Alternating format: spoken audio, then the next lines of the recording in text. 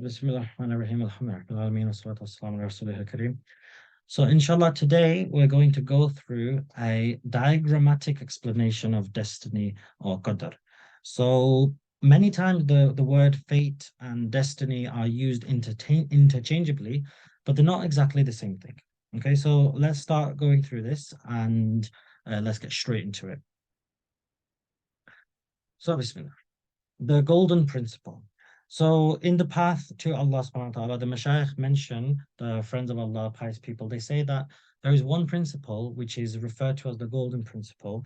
This is such a principle which, if a person applies this in their life, they can travel 1/3 of the entire path to Allah by practicing this. That's powerful. Some of them say it's more than a third, it's about half. That's how important this is. If you apply this in every aspect of your life, you instantly can attain that level of closeness to Allah subhanahu wa ta'ala. Okay, so that's what this golden principle is. We're going to start going through it very soon, and it's all related to destiny and fate. So the question, what is destiny? To answer that, we need to first understand the gift that Allah Azza wa Jal gave us all in the world of spirits. There is a gift that Allah has given us, and it's directly connected to fate and to destiny. Only if you understand that and the things related to it does destiny start to make sense. So, what was the gift then? The question is, what was that gift? And that gift was the freedom of will. This is simply your ability to choose. You have freedom of will for many other things. Many other things. You have freedom of will. You can choose what job to do, what business to do. You can choose where to live. You can choose many things. You have the ability to choose. So this ability, many other uh, animals and the creations and so on, they don't have. But the freedom of will for us, we can do, you can think of an animal can choose to go north or south. There's a freedom of will there. So we can choose to go up or down, north or south, London or Manchester or Birmingham. We can choose that as well. So in that sense, they have that freedom of will. An animal can choose to eat another animal or eat this plant or so on. So it seems like they have some freedom of will that we have as well. But there is a difference. The freedom of will that we have, that is special, that is a gift, is the choice between two things. Not about all these other choices, the choice between two things. That choice, the animals and the plant kingdom and all the other creations, they don't have. We will look at that. What is that choice between? It's only a choice between two things. All these other choices, not related to them. Okay, so what is my question to you, and I want you to think about it, is what are the two things that we can choose between? I'll answer it after these few slides. So let's continue. The golden principle of free will. You're going to see this diagram again and again. It's going to portions of it will be visible, and eventually you'll see the full thing. The first thing says this: every single event in your entire life falls into one of two categories. Either it is in your control, in your choice, or it is not in your control, your choice. There, you probably could not mention, not probably, you definitely couldn't mention to me anything, and it wouldn't fall in one of these two. Every single thing falls in one of these two, from your feelings to your work, to your family life, to your business life, to your children, to your skin color. All of these things fall under one of these two. So we need to look at each of these separately because there's only these two paths. Okay, we need to look at them in detail because all our life, everything falls under events. All events fall under these two paths. So, what events in your life do you have a choice over? And if we had the time, you can pause this recording, you can stop and think. Stop and think and discuss it with your partner, with the people you're watching this with, and try list as many as you can, the things that you have choice of. Now, for today, I'm going to continue. Okay, all the things you have choice over. Let's go through some. Number one, what to say. What you say with your tongue is 100% in your choice. You could choose to backbite someone, you could choose to swear or not to swear, you could choose to lie or tell the truth, you could choose to praise Allah subhanahu wa ta'ala, or you could choose to do blasphemy, you could choose to speak the truth, or you could choose anything with your tongue. It's your choice. There's freedom of will there. This is in your control. Another one is with your eyes. You could choose to look at nude magazines, or you could choose to look at the house of Allah subhanahu wa ta'ala. That's your choice. With your ears, you could choose to listen to music, or naats and nasheeds of the Holy Prophet sallallahu alaihi wasallam. You could choose to listen to that. You could choose to listen to, um, let's say, someone else's conversation without permission, or you could choose to walk away and not listen to that and say, I'm not going to eavesdrop. You could choose to go with your feet to go to pubs and clubs, or you could choose to go to the mosque or the prayer halls or to good gatherings. Gatherings is spelled incorrectly. And like, look, even this, the word gatherings is spelled incorrectly. Even this is beyond my control. So just imagine, this is beyond my control. Why?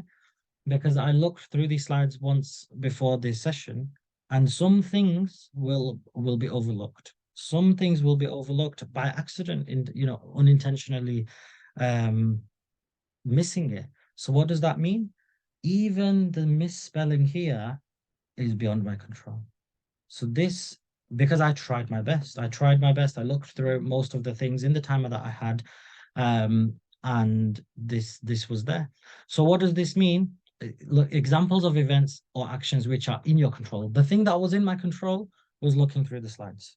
The thing that was out of my control is that my brain or eyes will not see certain things, and then that will be presented here.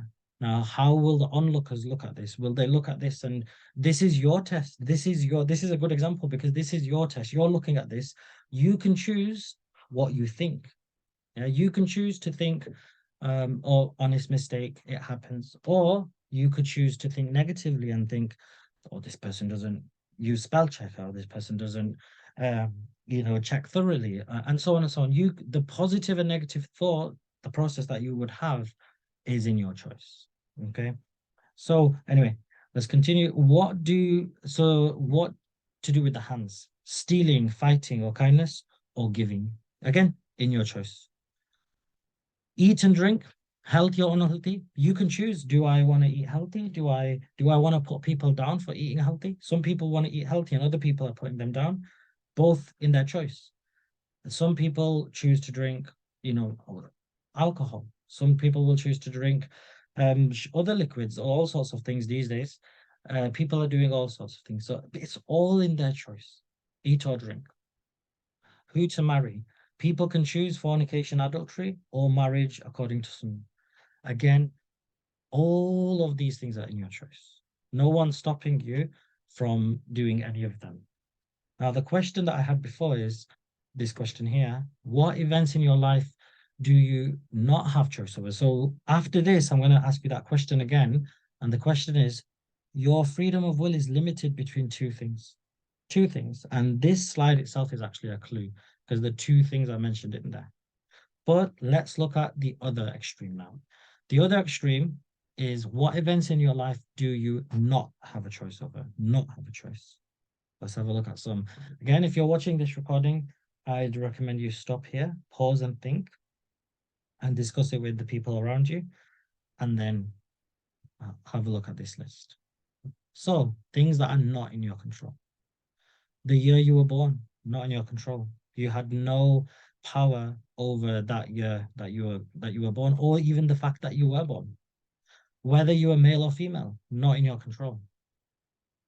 Your eye color, your hair color, your skin color, all those things not in your control. Your ethnicity, your background, which nationality, even which country you're born in, not in your control. The parents that you have. Are you born into a wealthy family, into a more poor family? Are you born with parents who are together or parents who are not together, not married? Even that's not in your control. Do you have siblings? Do you not? That's not in your control. You didn't get to choose. Even the feelings, your feelings, as I was mentioning earlier, are also not in your control. There is something before feelings which is in your control, but we'll talk about that later, inshallah. More things that are not in your control. All of these on the left, they were just related to you. Let's look at something more bigger, something external to you. What someone else says to you. There are Now 8 billion people in the world, as of today, recently it happened, we reached 8 billion point. And what someone else says to you, there's 8 billion people in the world, what every single one of them says to you is not in your control. Every single one. Accidents. Someone the other day, an accident happened. Someone was drunk, and sadly, the mother in the car, she passed away. The father, he was injured, and there was a child in the car. Child was okay. Mother passed away. So accidents happen beyond your control. Okay. The weather, that is never, ever in your control. There's nothing a human being can do today to change and influence the weather. We can do things small and affect global warming, and we are liable for that individually. We are, but generally, the weather not in your control. Okay, the government not in our control. You might think no, it is, but there are some aspects that you're in control of, like what you do, what you say, who you vote for, those types of things. But what the majority of government do, not in your control. The world economy, if there is there a recession, all these things that happen around the other countries of the world, trading and all sorts, not in your control. You have a small element of control that you can affect it by. Some people, like some billionaires in the world, they can tweet one thing and it affects the world economy. But even the result of that is not in their control because they can write the tweet. What happens thereafter is not in their control. But they have the power to write something, do something. How it affects, not in their control. War, not in your control. There's wars all over the world. Yeah, this is another one. History. We may not have even thought of this, that the past, what I referred to by history here is the entire past, even your past and the past of everyone before you, it's not in your control. And also the future. The future is not known to you. Only now, this very moment is known to you. This moment is in your control, but the future is not. Tomorrow is not in your control until tomorrow becomes now. So future, not in your control. And all 7 to 8 billion people in the world are not in your control. So what does that mean? That list is quite large. Every one of those things has many more things in there. Okay. The events in your life falls into one of two categories, and this one we're talking about is not in your control. This list of events not in your control is endless. It really is endless compared to the list of what is in your control or choice. So the things not in your control are tremendous and huge. So the question now is, how much choice or control do we really have? Okay. And this comes back to my question that I've asked twice already, that it is very, very, very limited, but that very small limit is the choice between what? It's the choice between, and here's the slide, which is the hint. I want you to think about it. It's the choice between two things. Look at these: backbiting versus speaking truth, music versus good nasheeds, pubs and clubs versus good gatherings, stealing versus kindness. It is the choice between good and bad. That is the gift that you were given, the freedom of will to choose between good and bad. It's not just about the freedom of will to do um, what job I do, or to do what business I do, or to do all these other things that are neither good nor bad. It's the choice between choosing good and bad. Obeying Allah subhanahu wa ta'ala is good, disobeying Allah is bad. Okay, so this is a summarizing that there are only those two things in your control, not in your control. Every single event in your whole life, whether it's your body, whether it's in your mind, whether it's in your heart and feelings, whether it's the ego inside us, even if it's a spiritual experience, it's in your control or it's not in your control. Everything. Even if you have a dream, not in your control. So every event in your life falls into one of these two categories. Now let's look at it in more detail. You only have two choices. If it's in your control, what happens when you choose good? So this is a good question. Where if I choose the good thing, well, what happens? If you choose the good thing, then there is a reward that Allah subhanahu wa ta'ala will reward you. But the correct understanding of this is that that reward is not always in the hereafter. It can also be in this world. Allah subhanahu wa ta'ala might reward you here. He might leave or keep that reward for you in the hereafter, or he might give you both. He knows best and he will decide what's best for a person. Okay. With the reward, of course, comes the closeness to Allah subhanahu wa ta'ala, and you become closer and closer. You draw closer to your Lord. Every good thing that you do. Similarly, so here's some examples of rewards and some examples of this, you getting a reward in this world. Okay, so for example, if you recite the prophetic azkars after Fajr, after Maghrib, in the morning and in the evening, as recommended, there is many of the ahadith mention a person who recites this gets this, recites this gets this. For example, if you recite some of those azkars, you get protection of yourself, of your property, of your family, or it might be that you get forgiveness of minor sins and many more things. Protection from shayateen and jinnat. It can be so many things. There are examples of many. Everything in the day that happens to you will be good for you. You know, it doesn't mean that you won't fall ill or anything. It just means that the reaction to all those things, that what comes out of those things will be good for you. Let's look at another example. Okay, so there's countless there.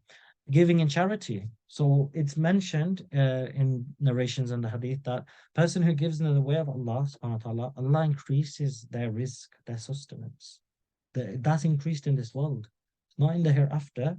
Of course, that happens too, but their rizq is increased here. Okay. And rizq doesn't just mean monetary. Rizq has many forms. The number of steps that you have, the number of breaths that you have in your life, the number of years that you could live. Allah can increase your rizq, your lifespan. So many things can be increased. The number of glances that you have, your eyesight, the number of time you spend with loved ones. And another form of rizq is heart-related rizq. So contentment, the amount of peace you have in your heart. This is another form of rizq. So it's not always the case Allah will give you financially. He will give you what's best for you. So giving in charity never decreases. And the example is the story of Hazrat Usman. He had so much wealth that Allah subhanahu wa ta'ala, he kept feeding the poor, and the poor and poor kept feeding them, and he loved to. He asked the Holy Prophet sallallahu alaihi wasallam, Ya Rasulullah sallallahu alaihi wasallam, I please ask Allah to reduce my rizq. And the Holy Prophet asked Jibreel to send this message. Jibreel came back with the message, with the reply, and the reply was that if you want your rizq to stop or to decrease, then stop spending on the poor and on others. And he said, Hazrat Usman radiallahu anh said, I cannot do that. So the Prophet ﷺ said to him, to the next meaning, then it will not stop. So that was a revelation of a conditional fate. A conditional fate that if you do this, you will receive this. The Holy Prophet ﷺ revealed this conditional fate to us. Okay, and I will talk more about conditional fate and unconditional fate shortly. Okay, so other examples of reward are if you convey the message in the hereafter, this is what a person gets, one level below the prophets in paradise. That's a hereafter related reward. Okay, but they also get many of the rewards that prophets and messengers got in this world as well. For example, honor and respect. So people who convey the message for the sake of Allah, for no reason other than Allah's pleasure, they get honor. Allah honors them here. Action, another one, have mercy on creation. This is a worldly one. Allah will have mercy on you. So if you have mercy on creation, it's mentioned in hadith, he who has mercy on others, that the one in heaven has mercy upon him or her. So if you want to be loved by Allah, love others. If you want to have mercy, if you want Allah to have mercy on you, have mercy on others. If you want Allah to forgive you, forgive others. And that's how it works. That's one of the secrets. That is a conditional fate. If you do this good thing here, Allah will give you this here, in this world, in this life. So that was just summarizing some examples of rewards. Why did we go through that? Because I mentioned this slide here, that in your control is good. If you good or bad, you can choose. If you choose reward, then you get closeness to Allah and you get rewarded as well. And the reward is not just in the hereafter. The reward is in this world with all these examples. And there are many others as well. Now, what happens if you choose the other one, the bad? What is the other choice? Well, what happens if you choose bad? There is some sort of punishment. Okay, punishment is a severe word. It doesn't have to be very, very severe. There's a whole spectrum of punishment. Okay.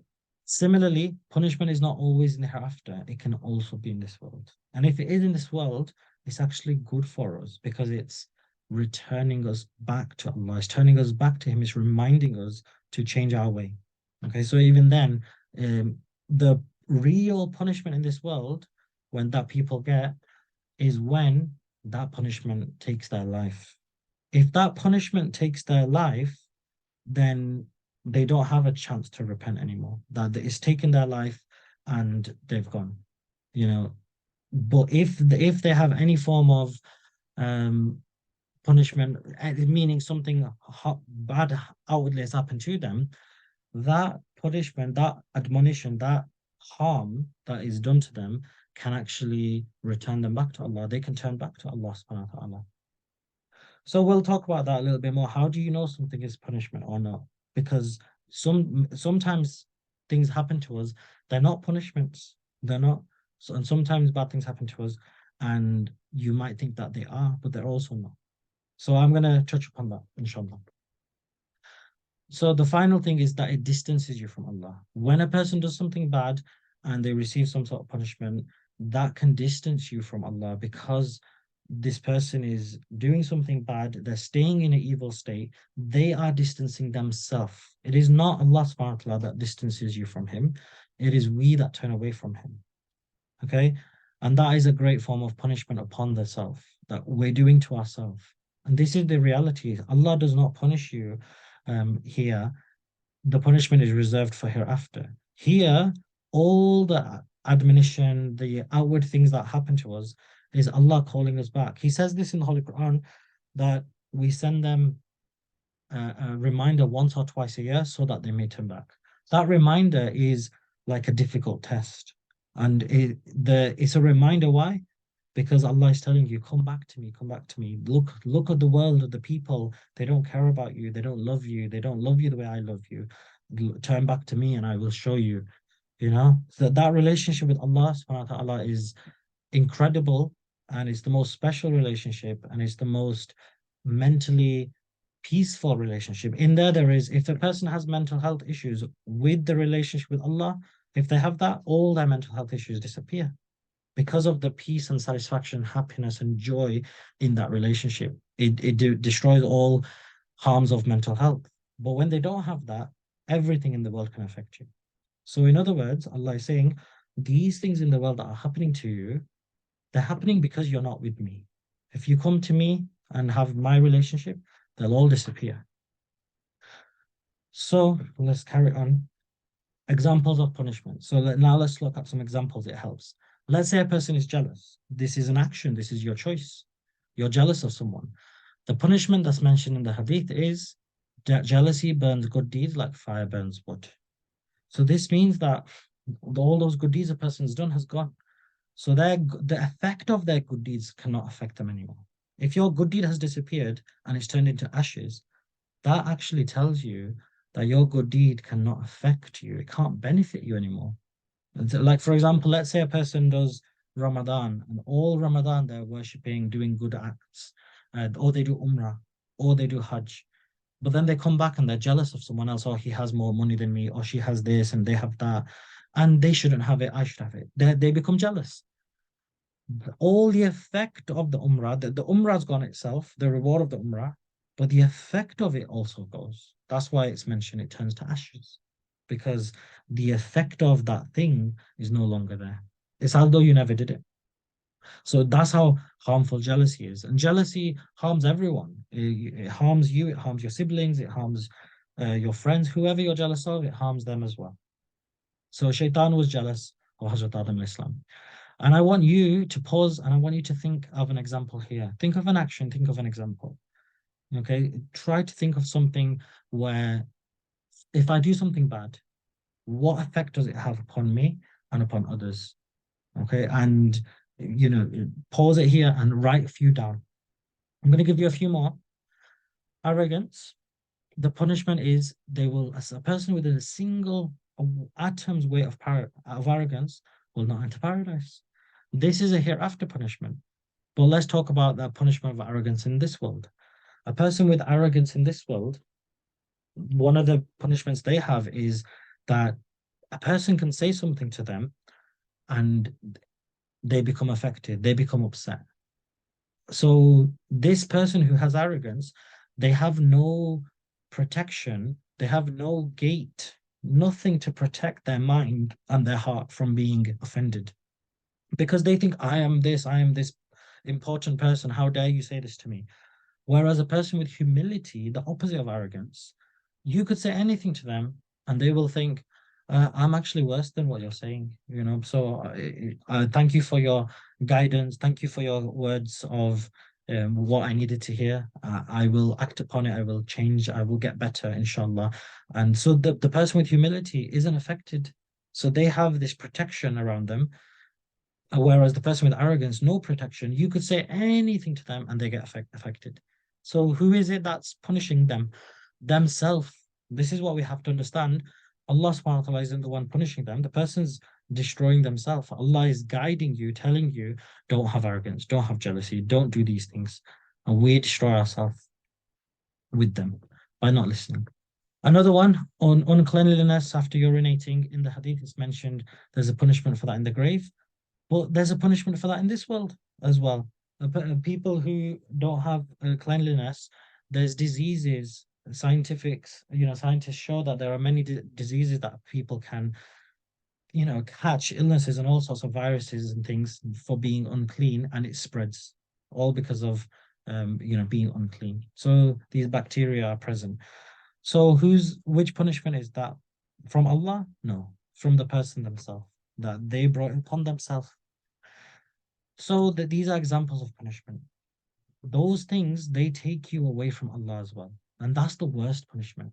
If you do something harmful and as a result, you're further away from Allah. It's the greatest loss because Allah subhanahu wa ta'ala himself is the greatest reward. So to lose him is the greatest loss. So we are punishing ourselves in the greatest way by losing him. But the wonderful thing is there is something you can do to instantly overcome those punishments, those distancing. And we'll talk about that, inshallah. So, to summarize, everything in your life every event is either in your control or not in your control, one or the other. Now we will look at the path of events that are not in your control, the path of events. Okay, so before we looked at the path of the ones in your control, now we're going to look at the ones not in your control. Very, very important. So, if something is not in your control, this is for you. You should consider it. This is the will of Allah subhanahu wa ta'ala. This is Allah's will for me, meaning that He has allowed it. It doesn't mean He's done it to you. It means that He has allowed it to happen for your betterment. Because nothing can happen without His permission. So if something has happened, then it means that Allah has permitted it and He wants something good to happen. He wants you to have a good reaction from it. Okay, but he's not to blame for it. That if someone has done some harm to me, the person is to blame. But Allah subhanahu wa ta'ala has allowed it so that you can react in a good way, so you can come closer to him. So whatever is not in your control is the will of Allah for you, and that's forced upon you. You can't change it. So, for example, I mentioned all those examples, the weather, 8 billion people in the world, every single thing someone says to you, these are not in your control. So when those things happen, that is Allah's will for you. So you should, every time you're looking at the world and you're experiencing this world, you should think, that's happening to me now, Allah's will for me. This is happening to me now, Allah's will for me. This message I've received from someone is Allah's will for me. This thing that's happening, this war happening in the world, Allah's will for me. The weather today, Allah's will for me. The way I feel today, Allah's will for me. Everything that happens beyond your control, Allah's will for you. The question is, what do you do then? Okay, now that you know it's Allah's will for you, then you should consider, okay, this is my test. A test, many people today think of test as a negative thing, that why am I being tested? I'm being, like harmed. They conceive test, they see test as, or perceive test as a harmful thing. It's not harmful. When you're tested, when your students are tested, children, teenagers, university employees, business, everybody is tested in the world. Why? To take you to the next level. You can't get to that next level without passing the test of the previous. So that actually means testing is a very, very positive thing. Allah wants you to go to the higher level. He wants to take you to the next level for your betterment. He doesn't benefit. So for your betterment. So if something is the will of Allah, that's my test. This is me being taken to the next level. This is a wonderful thing. It's not a bad thing at all. So this is your test, and you are judged only on. It starts with a R. Very, very important word, and this is we're going to repeat this quite a lot. Starts with a R. It's the most important thing. It is your reaction. All Allah subhanahu wa ta'ala wants to see from the things that are not in your control, that is the will of Allah for you, that is your test for you. All Allah subhanahu wa ta'ala wants to see is your reaction. I mentioned it before already. He wants to see your reaction. The reaction is in your control. Yeah, it is in your control. So you must connect it to the first path. This is why we do this. Yeah. Do you remember that there are two events in your life that either of them, they fall into one of two categories: in your control, not in your control? Before we went through the in your control ones, there was good, there was reward, there was closeness to Allah, there was bad. Then after that, it was punishment, and after that, it was distance from Allah subhanahu wa ta'ala. Now we've looked at not in your control. The things not in your control, they are the will of Allah for you. They are your test, which is a positive thing to, and Allah wants to see your reaction. But this word, this reaction is the path that connects these two. This reaction becomes in your control, and that's where you can go down the path of good and closeness to Allah. So this is how we're meant to live our life. Focus on the things that are not in your control. Why? Because they are the test of Allah for you, the will of Allah. Focus on your reaction, have a good reaction, and get close to Allah. That is it. Everything else doesn't matter. These other things that are happening to us, they really don't matter. What matters is only our reaction. Our reaction to them can make it good for us. And that good for us is not always in this world. That good for us is many times in this world and in the hereafter, in both. Okay. So now what we want to do is talk about the conditional fate and the unconditional fate. So now we've looked at the path, the two paths, the golden principle. But we have to understand conditional and unconditional fate. This is already mentioned in there, but we're going to explicitly mention it. Conditional fate is when Allah subhanahu wa ta'ala decides, if my servant does such a good deed, then I will give him or her such a reward. Give him or her such a reward. Or if my servant does such a bad deed, then I will give him or her such a punishment. Yeah. So, and it could be that if my servant does this, I will give them this. If my servant doesn't do this, I won't give them this. If my servant doesn't do anything, then I won't give them this. You know, only Allah knows whether He wants to give something to you, take something away. Like the punishment might be something might be taken away. It could be that nothing happens. So there are some conditional fates where if you don't do the thing, then nothing changes for you. So conditional fate, there are many, many, many of them, and we don't know them. This is the important thing about conditional fate, is we don't know what is the condition. We won't know. Okay, so let me give you an example. If there is a chair in the mid, if there is a rock or a chair or a obstacle in the middle of the road, I have the choice to stop my car or stop walking, go pick up that item and move it from the middle of the road to somewhere, maybe a bin or somewhere it's out of people's way. In that choosing to do that, Allah subhanahu wa ta'ala has placed a condition for me because it's happened to me. That this is my test. If we see here, the rock being in the middle of the road is not in my control. So it's the will of Allah for me. It's my test where Allah wants to upgrade me, yeah, take me higher. So He just wants to see my reaction. Do I move it? Or am I too embarrassed and think, oh, people are going to look at me picking up something in the middle of the road? I can't do that. So He wants to see my reaction. If I choose the good one and I pick it up and I move it out of the way, and then I carry on with my day and don't think about it, because a believer shouldn't think about their good deeds, Allah subhanahu wa ta'ala might grant me humility. Imagine one of the greatest qualities you could ever have. He might grant it that if my servant does this, I will give him or her humility. It could be something greater than that. If they do this, I will grant them paradise. Imagine there are narrations of an adulterer that what this person did was they fed a dog water from their shoe. The dog couldn't get the water. The person got from the well, they got water with their shoe and fed it to the dog and then went home. Because of that, Allah subhanahu wa ta'ala forgave this person. Because they did it sincerely, they were repenting, they were, they fed the animal sincerely. Allah subhanahu wa ta'ala placed that dog there, that water there, that scenario for this person. And they chose the good, right reaction and they carried on. But because of that, they were forgiven. In that moment, Allah had placed forgiveness as the condition for this person, the result for this person. If they didn't do it, they maybe they wouldn't have received forgiveness. So can you see here? It could be that they might receive a punishment, but it might be that they receive nothing. This person didn't feed the dog, so they receive no forgiveness. Okay. We don't know. This is why we should never, ever, ever underestimate a good deed. Never underestimate a good deed, because you don't know in which good deed Allah subhanahu wa ta'ala has placed your salvation, your success, your forgiveness. You don't know. So the big deeds, the large deeds, alhamdulillah, good and well, do them as well. They're important.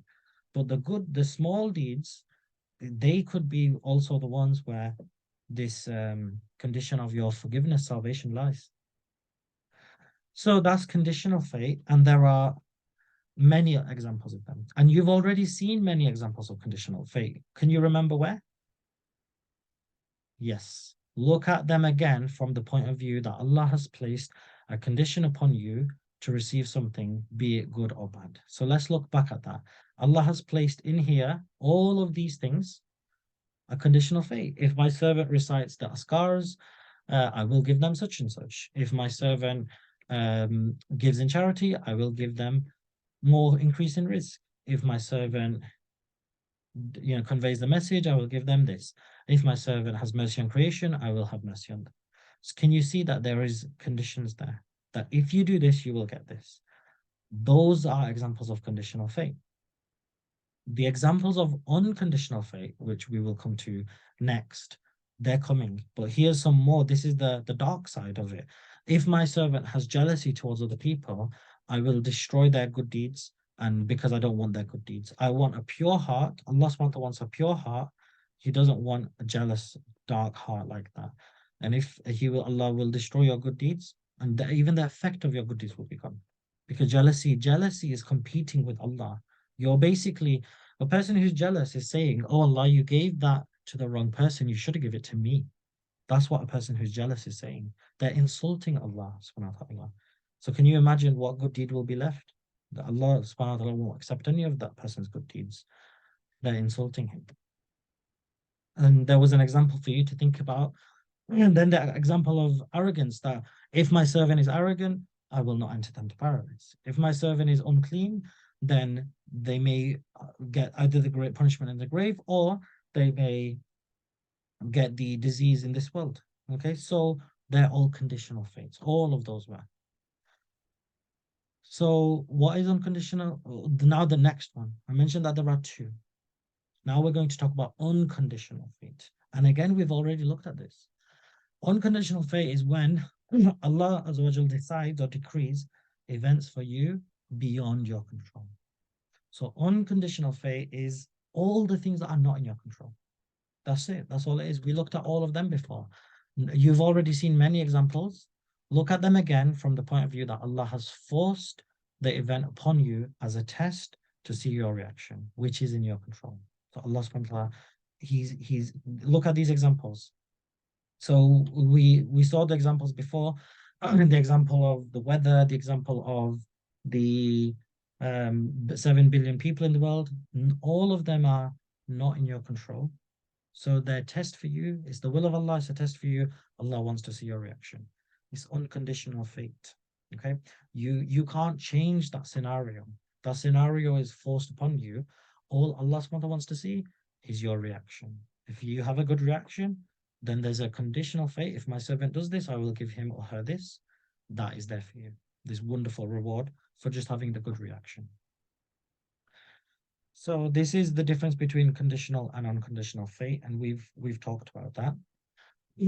Now I'm going to talk about There's a little story, very quick story, to help us understand the knowledge of Allah. Because knowledge of Allah, subhanahu wa ta'ala, so there are four things. There's fate and the two types. Then there's the word destiny.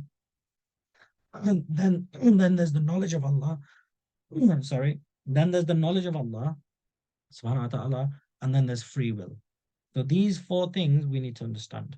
Fate, destiny, knowledge of Allah subhanahu wa ta'ala, and free will. So we've talked about free will, we've talked about the two types of fate. The two left are destiny and knowledge of Allah subhanahu wa ta'ala. And my very first question at the beginning is was destiny, because destiny is qadr. So we're going to come right back to that one. So now let's talk about knowledge of Allah subhanahu wa ta'ala. There's a story to help you explain the knowledge of Allah in relation to fate and destiny. So in this story, there are three characters: the teacher, Tom and Zach. Okay. The teacher travels into the future. So it's hypothetical, of course. It's not a real story, it's hypothetical, but it's to help you understand. The teacher travels back into the future and sees Tom kill Zach. The teacher travels back to the present. So let's say that Tom went to the future, a week into the future, and the teacher sees Tom kill Zach. The teacher comes back. The teacher doesn't interfere, but has no doubt that Tom will kill Zach. Yeah, the teacher doesn't interfere. The question is, who is to blame, the teacher or Tom? And you can think about it, you can debate it, but in the end, the one who is the doer is Tom. Why Tom and not the teacher? Because Tom is the doer. Tom was the one who did it. He used his free will in a bad way. He chose the bad reaction and therefore got the punishment, therefore got the distance from Allah, as we saw in the diagram before. Tom was the one who had the free will. He chose bad reaction, therefore that led to punishment, and the punishment will also lead to distance from Allah. The teacher only knew, okay, very important, only knew, but had no part in there. The teacher had no part in there at all. Okay, no part in the action. Why? So you might think, oh, but the teacher knew he should have done something. Well, the teacher has done something. In that week, the teacher has been teaching them, and the teacher has been saying, oh, students, don't hurt one another, don't kill one another, don't harm one another, be kind to each other, be good to each other, help each other, think good of each other. All these things the teacher has been doing. Teacher has been guiding and teaching and helping, but the teacher is not forcing. Yeah, because if they force them, then you can't use your free will, and the teacher is not going to put you in jail. It doesn't exist in the world where we are put in jail before we do something. That doesn't exist anywhere in the world. There are movies about that, but even that, if you watch that, you'll see this doesn't make sense. How do you put someone in jail for something that they haven't yet done? So it's not possible. Nowhere in the world do we do this. And Allah subhanahu wa ta'ala, He wants you to make the good choice. He will not force you, because if he forces you, look at everything else in the creation, the angels, the stars, the planets, they don't have free will. They are forced to do good. Forced meaning they have no choice. We are the only creation, humans and jinn, that have free will. So we are the exception. Allah subhanahu wa ta'ala will not force us to do good, and He will not force us to do bad. We are the creation of free will. We are the ones with the choice. Allah won't interfere by force. He will interfere by giving guidance through prophets and messengers, through angels who whisper good things, through actions that happen to us to guide us, to remind us, through good people who are helping other people. That is Allah subhanahu wa ta'ala doing. These people are helping other people. What is that? That is Allah guiding people through people. Okay. If Allah was to guide you directly and come down or anything like this, then everyone would believe. And again, then there would be no point of free will that we all can see. So we believe. Believing in the unseen is part of the test. It's part of the freedom of will to choose. Okay. So coming back to this story, who is to blame? Tom is to blame, not the teacher, because the teacher was not the doer. The teacher did everything to guide them, help them make the right choice, but they chose to make the wrong choice. Well, Tom did. Who is to blame? Okay, so in other words, the human being is to blame. Why us and not Allah? because we are the doers. We use our free will in a bad way. Allah subhanahu wa ta'ala knew what we will do, but had no part in the bad action. This is the question many people say, oh, why is if Allah knows everything that's going to happen, why am I to blame when he knew it was going to happen? Many people ask this question. What their misunderstanding is that Allah's knowledge of you doing this has got nothing to do with you doing it. But me and you doing something bad, how is Allah to blame? Allah subhanahu wa ta'ala could never be to blame because He's telling us, don't do this. The Holy Quran is there for this, all the previous scriptures are there for this, all the prophets and messengers are there for this, even the good pious people are telling you to do good things and abstain from bad. Even everywhere in the world, even the governments, many of them are telling you do good and don't do bad. Many of them, they don't want you to do harmful things. So how is Allah to blame for what I have done wrong when He's doing everything to help me and to guide me? And then I still want to blame Allah subhanahu wa ta'ala. Allah is not to blame. We are to blame because we are the doers. His knowledge of that is there because He is the all-knower. It's not possible that Allah subhanahu wa ta'ala, that anything could escape Him. Nothing can escape His knowledge. So my reaction and your reaction will be known to Him. But my reaction and your reaction, who faces the consequences? Me and you. He knows it, but the consequence, who has to face the consequences? Us, because we chose those reactions. We chose them. So this is why, so you should look at it a different way, that Allah knows my end, and that's why He's sending these things to me so that my end can be good. That, for example, I've done something bad, but now I have the opportunity to do this presentation. This is a blessing. Maybe because of this presentation, my bad deeds can be forgiven. If I was to say, oh no, I've done bad things, Allah is to blame, Allah has rejected me, I'm not going to do this presentation, I'm not going to do anything good anymore, then what does that mean?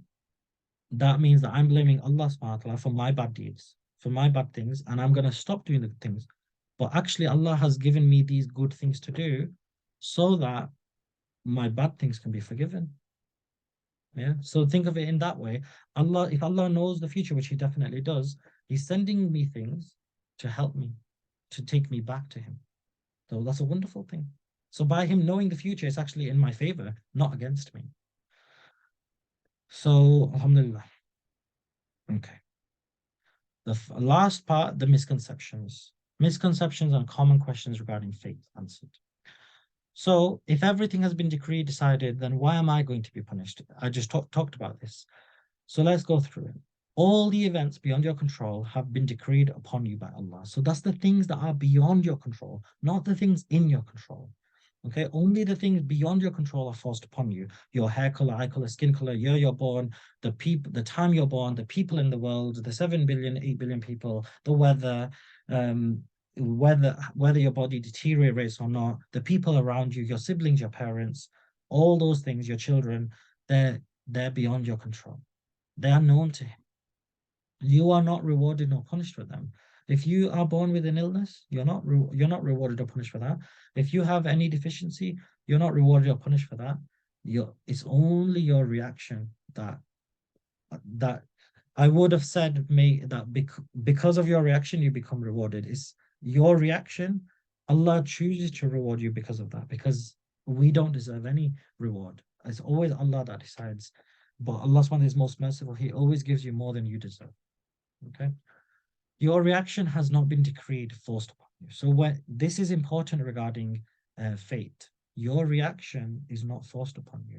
Allah knows it, but He's not forced your reaction. Your reaction is free, is your free will. So how is that forced? Forced and free will are opposite things. Your reaction is not forced upon you. You're free in that to make that reaction. The scenario is forced upon you. Where you are, who you're with, what's happened, what's happening, those things are forced upon you. But the things beyond your control, but not your reaction. Your reaction is your choice, but it is also known to Allah subhanahu wa ta'ala, because nothing can escape His knowledge. You are the doer of the reaction, not Allah subhanahu wa ta'ala. So you must face the consequence. Okay, we have to face the consequence. So this is the question: if everything has been decreed, then why am I going to be punished? Well, it's mentioned there. It's beyond your control. That it's known to him. You're not rewarded nor punished for them, the things beyond your control. You're only rewarded or punished for your reaction. Your reaction is not decreed. No, it's not decreed. It's not forced upon you. It is known to Allah, but Allah is not to blame for knowing the things of the future because He doesn't force you in that decision. You're the doer of the reaction, not Allah. So we have to face the consequence of our actions. Okay. Another question is, if everything has been decreed, then why am I going to be punished? So the same question, but a different answer. Okay. This person is thinking that their reaction has been forced upon them. That in their question, that is what they're thinking. The question is, if everything has been decreed, why am I going to be punished? This person has connected the knowledge of Allah of the future with the things beyond their control. So they're thinking this person is thinking their reaction has been forced upon them, but your reaction has not. Your reaction is your free will. Okay. They have not understood what free will really means, so they've misunderstood it.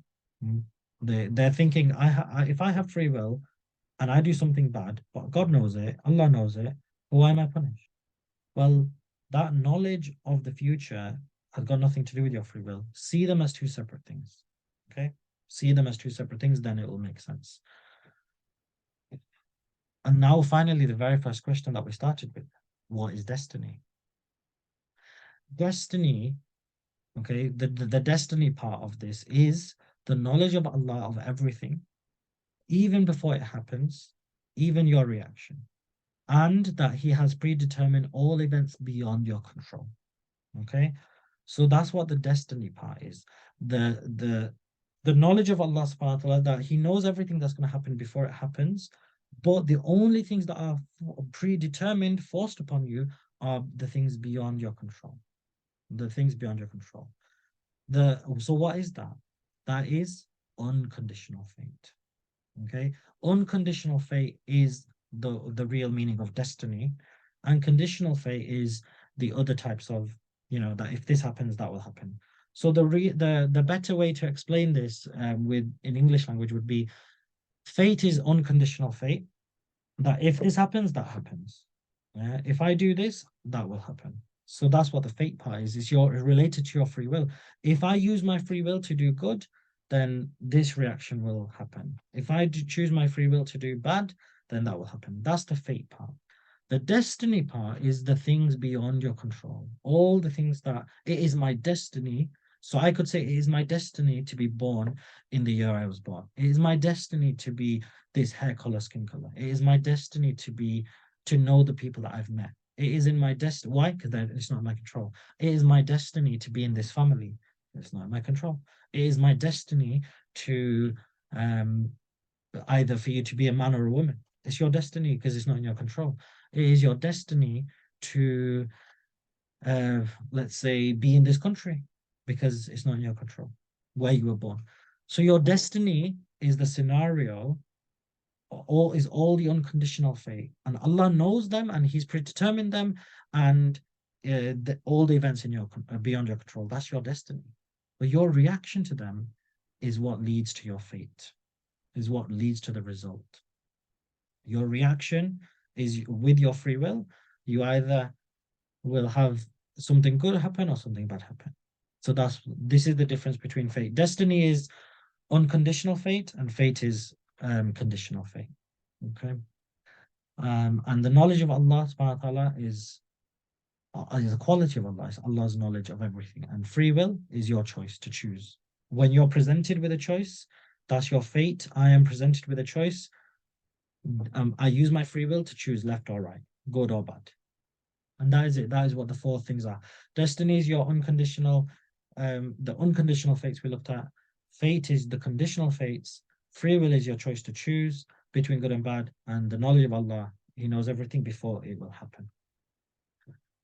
So, alhamdulillah, as a summary, Allah subhanahu wa ta'ala gave us free will to human beings only and to jinn. You are rewarded for good choices or punished for bad ones, either in this world or in the hereafter. He knows what you will do before you do it, but He does not force you.